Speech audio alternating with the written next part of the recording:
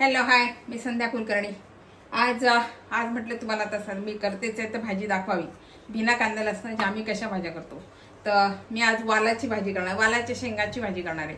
याला कोणी वाल पापडी म्हणते. मी जवळून दाखवते बघा तुम्हाला. हे बघा, कोणी याला वाल पापडी म्हणते किंवा मग कोणी वालाच्या शेंगा म्हणतात याला. याचे दोन प्रकार असतात. एक अगदी मोठी रुंद असते, त्याच्यामध्ये फार बी नसते, आणि ही थोडीशी अशी गावरान म्हणत असेल कदाचित तिला, ही वाल पापडी. तर याची म्हटलं तुम्हाला भाजी दाखवावी. तर याची भाजी म्हणजे कांदा आणि लसूण याला काही वापरत नाही मी. तर वालपापडी, याला लागणारं साहित्य सांगते. वालपापडी, हळद आहे, मोहरी आहे, मीठ आणि साधं लाल तिखट आहे आपलं, दाण्याचं कूट आणि टमाटा. 2 टमाटे, छोटे छोटे 2 टमाटे घेतले. बस याला लागणारं साहित्य एवढेच आहे, फार काही याला लागत नाही. आणि तुम्हाला जर घालायचा असेल तर मग गोडा मसाला घाला. पण मी वालाच्या शेंगाची भाजी गोडा मसाला घालून मी तरी कधी करत नाही. तुम्हाला करायची असेल तर तुम्ही घालू शकता गोडा मसाला, पण छान लागतो म्हणतात त्याच्यात. मी नाही कधी घातला, पण छान लागतो गोडा मसाला, पण छान लागतो त्याच्यामध्ये. तर चला आता ही भाजी करू. आधी खरं सांगू का, आपण म्हणतो पण बिना कांदा लसणाच्या पण भाज्या खूप सुंदर लागतात. केल्यानं तर खूप छान लागतात. शक्यतोवर सगळ्या भाज्या थोड्याशा वाफेवर होऊ द्यायच्या, मग आणखीन छान लागते चव त्याला. तर ही भाजी आता बिना कांदा लसणाचीच आहे. बघू तुम्हाला आवडते का ही माझी रेसिपी बिना कांदा लसणाची. आणि करून बघा, म्हणजे विशेष म्हणजे ही करून बघा. केली की नक्कीच आवडेल तुम्हाला. कारण आपण म्हणतो की नाही कांदा लसण घातल्यावरच चांगल्या होतात, असं काही नसते. बिना कांदा लसणाच्या आम्ही तर शक्यतोवर बिना कांदा लसणाच्याच जास्त भाज्या खातो. तर खूप छान लागतात ह्या भाज्या.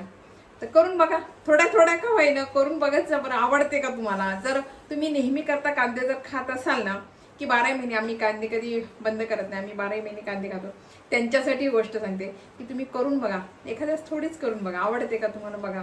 आवडली तर मग नंतर पुढच्या वेळेला करताच येईल की तुम्हाला भरपूर सगळ्यांसाठी.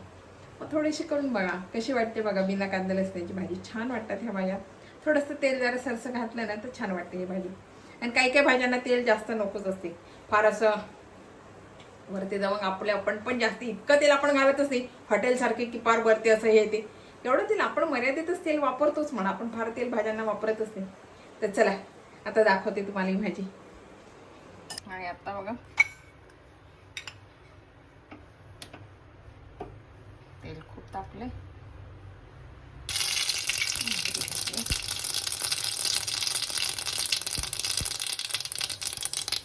हळद घातली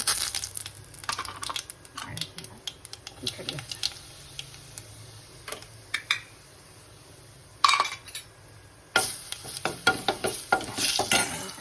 टमाटा घालून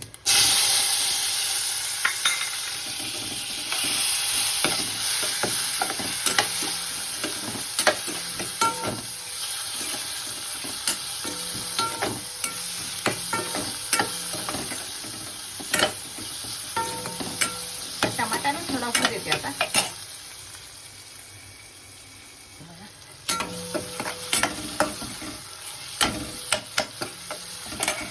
याच्यामध्ये वाळ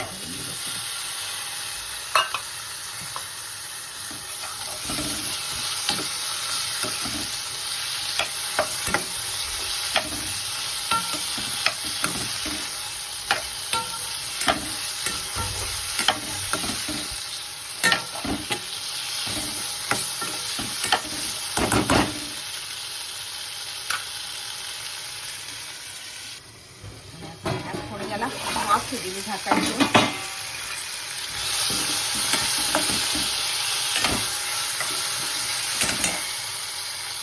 थोडं पाणी घालायचं.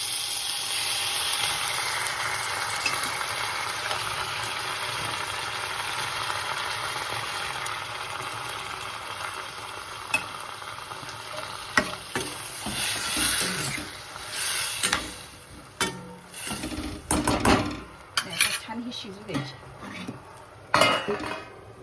आता बघा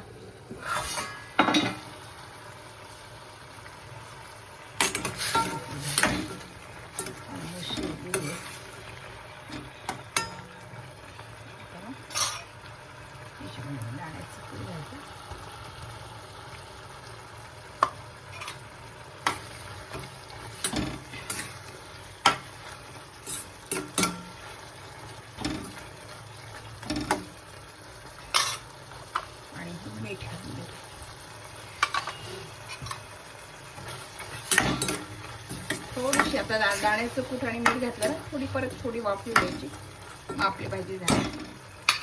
झाकण ठेवतो, 2 मिनिटं वाफी देते. आपली भाजी झालेली. बरं थोडी कोथिंबीर.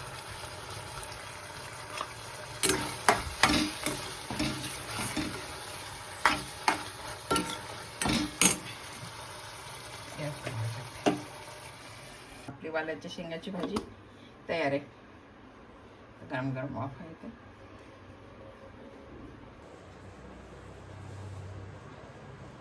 आणि हे बघा, कांदा लसूण याला काही नाहीये. इतकी सुंदर लागते ही भाजी. फक्त टमाटा मी वेगळा म्हणजे टमाटा घातलाय, पण इतकी छान लागते ना. साधं लाल तिखट आणि हळद मीठ घातलंय, थोडं दाण्याचं कूट घातलं, थोडंसं पाणी आपण घातलं शिजायला म्हणून थोडंसं घट्टसर पाणी यायला पाहिजे म्हणून मी दाण्याचं कूट घातलं. तुम्ही ओलं खोबरं घातलं तरी चालेल, तरी छान लागते ही भाजी. वालाच्या शेंगाची भाजी खूप सुंदर झाली ही भाजी. बघा, ही भाजी तुम्हाला कशी वाटली, आवडली का? आवडली असेल तर लाईक करा, शेअर करा, सबस्क्राईब करा, म्हणजे माझे असे नवीन नवीन व्हिडिओ बघायला मिळतील. आणि तुम्हाला जर लागलं तर तुम्ही गोडा मसाला याच्यात घालू शकता. मी नाही घातला. मी शक्यतो वालाच्या शेंगांना मी गोडा मसाला नाही घालत, कारण मला नाही आवडत. तर तुम्हाला जर घालायचं असेल ना तर तुम्ही गोडा मसाला घालू शकता, आणखीन चव वेगळी लागेल त्याची. बघा कशी वाटली ही रेसिपी, आवडली का? आवडली असेल तर लाईक करा, शेअर करा, सबस्क्राईब करा. आणि बिना कांदा लसणाची भाजी नक्की करून बघा. बरं तुम्ही कांदे खात नसाल ना तर नक्की भाजी करून बघा, तुम्हाला आवडते का? बाय.